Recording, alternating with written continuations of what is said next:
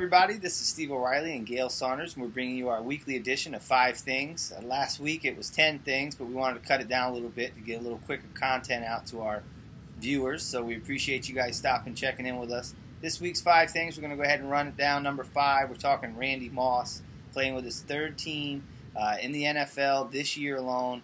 What do you think about Randy Moss going to the Titans, Gail? Randy Moss going to the Titans, I think it's way too many teams for one player in 1 year, but it is what it is. Randy, you're a grown man. I think you got to stop and think about some of the things you say.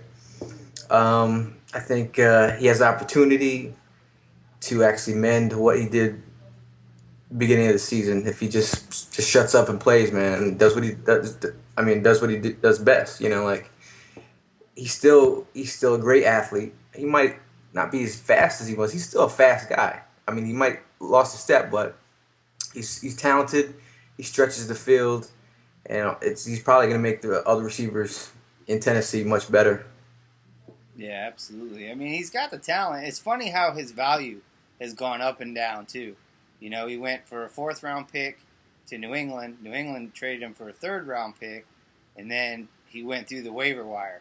So he kind of was like down, up, and I think that's kind of his personality in a way. Sometimes it's up, sometimes it's down, sometimes he tries, sometimes he doesn't. Everywhere he's gone, people say take plays off. They can kind of tell what the offense is doing by whether he's blocking hard or not. If it's not going to his side, he just kind of jogs. And so we'll see. Chris Johnson, Randy Moss doesn't get much faster.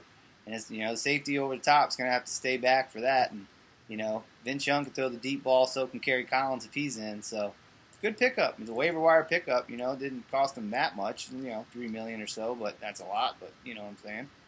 I'd have done it. It was a great move for Tennessee. With Britt going down, he could be out 6 to 8 weeks. You're looking for that guy that stretches the field. You got Moss. So, and you need offense in the South. The AFC South, you got to be able to run with them Texans and the Colts and teams that are going to score a lot. So. Solid pickup. I have nothing against it. All right, number 4, excuse me. We're going backwards here. Number 4.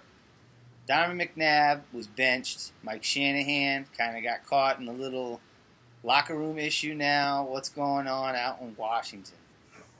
I think Mike Shanahan needs to fall back and also watch what he says.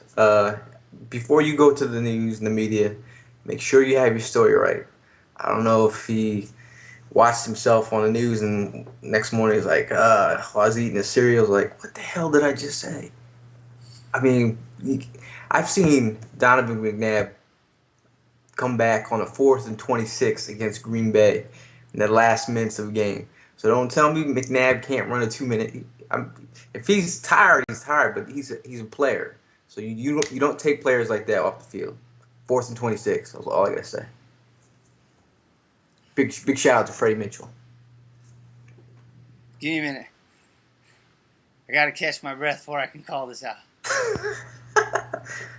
I think it's a case of Shanahan not wanting to give his hand. I think McNabb was tired and out of shape, but he doesn't want to tell other teams that his quarterback gets tired late in games. So he said doesn't have a full grasp of the 2-minute drill, and then he kind of realized that's stupid. So then he kind of came out and said the truth. He felt like his cardiovascular was, or whatever it was, he wasn't in shape, basically, is what he let everybody know. And I think this has kind of haunted McNabb in the past. There was the rumor swirling about the Super Bowl, So I just think Shanahan didn't want to show his hand and, let teams know, hey, if you chase our guy around for 3 quarters, he'll be dead in the 4th quarter. It's kind of like a heavyweight fight. You drag a guy into the late rounds and you can just pepper him. So he doesn't want to show his hand. But at the same time, he kind of had some dissension, and now McNabb might say, hey, I don't have to sign with you next year. You gave away a 2nd-round pick and a conditional pick, whatever that may come up to be, for what? I'm going somewhere else. So now Shanahan's going to have to mend some fences. He's going to have to mend the locker room. They got a lot of distractions up there, but, they better get it going. And because, the Giants aren't slowing down, the Eagles aren't slowing down, Dallas has stopped. They forget slowing down. They're done. So they just got to worry about them 2 teams in front of them and go out and get it. We'll see how it pans out. Yeah. McNabb in a Vikings uniform 2011. There you go. Where's Favre? Perhaps. Where's Favre going to be?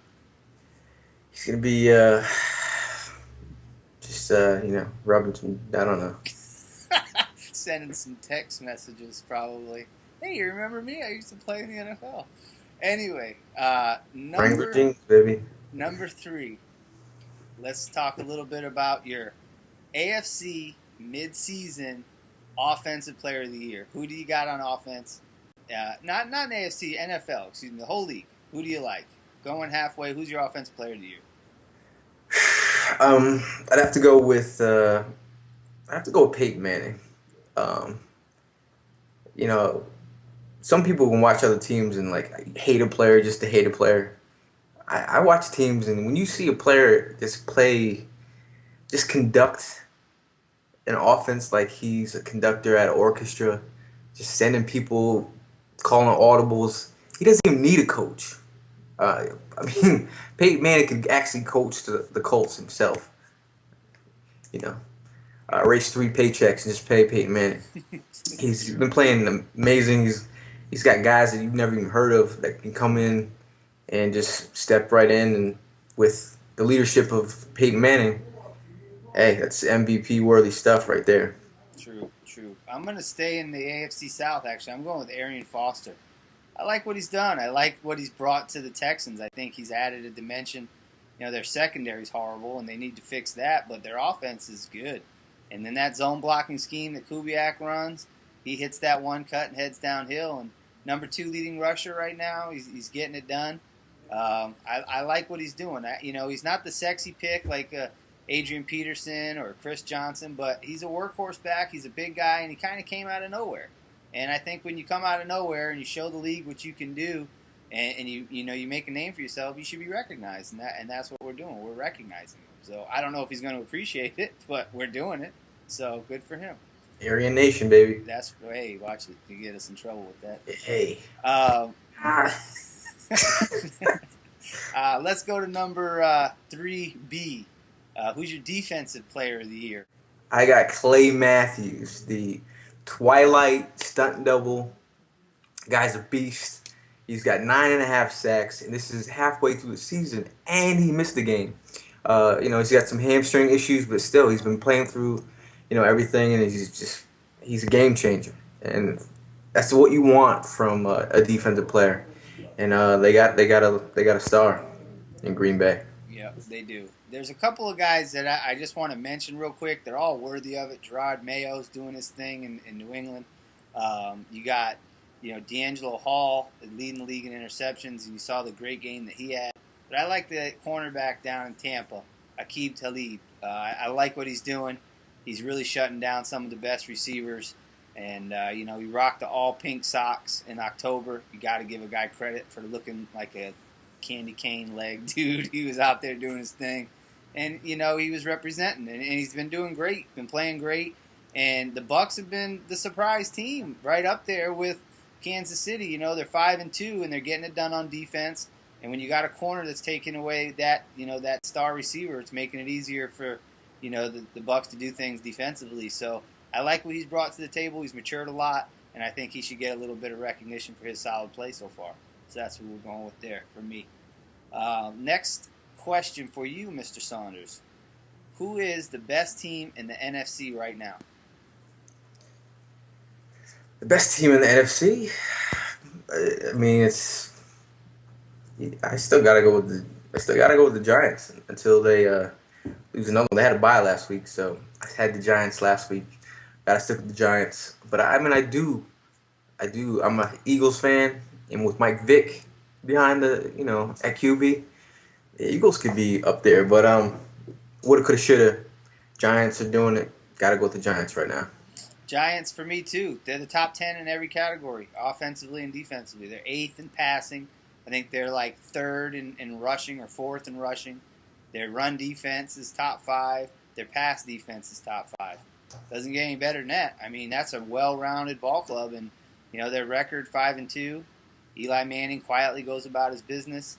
Brandon Jacobs and their running tandem there is getting it done. So I like the Giants too. It's Ahmad Bradshaw. He's top 5 in rushing this year. Yeah, they're Not a lot getting of it done. not a lot of people know that. Yeah, I didn't know that. Thank you for giving me the skinny.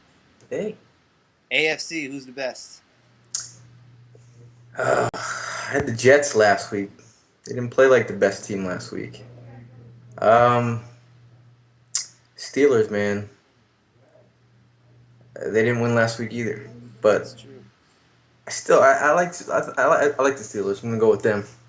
They need to take time to get that offense together, and then the defense is always coming to play, man. So, guess we'll go with the Steelers. They're a good team. I mean, you know you're going to be in a dogfight every week. I'm going to go into New England. I think the Patriots deserve it. They're 6-1, best record. Really? Yeah, they're on top. And, whoa! Hey, they got the best record in the NFL. Totally forgot. They got guys like Danny Woodhead getting it done. They got guys like Ben Jarvis Green Ellis. I don't know where his last name starts and his first name ends, to be honest, but he's getting it done.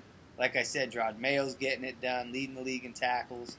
Brady, the beat just goes on. They get rid of Randy Moss, and they just keep winning. And, it's a testament to Belichick. I mean, he gets these guys to prepare to play, and they succeed. And his assistant coaches, they go off places and they don't have it. They don't have what Belichick has. For whatever reason, it doesn't seem to work anywhere but where Belichick is. And it works for him, and right now they're – and the second half of their schedule gets easier for them. So they got through the hard part, and they're 6-1.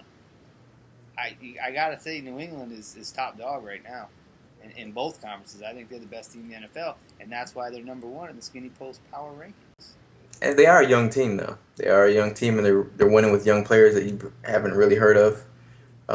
You ask a lot of dudes, name 7 of the New England Patriots defensive players.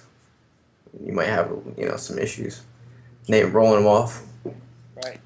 That's what I'm saying. They just plug guys in, and the beat keeps rolling. It's kind of like the Colts.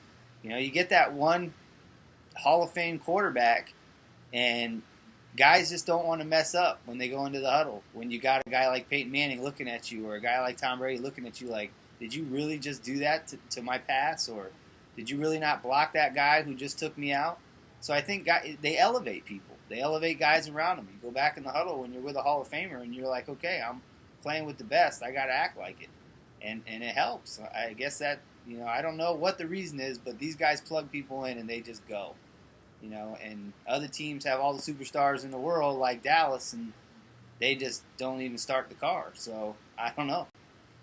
Anyway, those are our 5 things. That's Gail Saunders. I'm Steve O'Reilly, and we are giving you the Skinny 24/7. Check with us every week. Thursday nights, we're going to be dropping 5 things, talking about what's on everybody's mind in the world of pro football.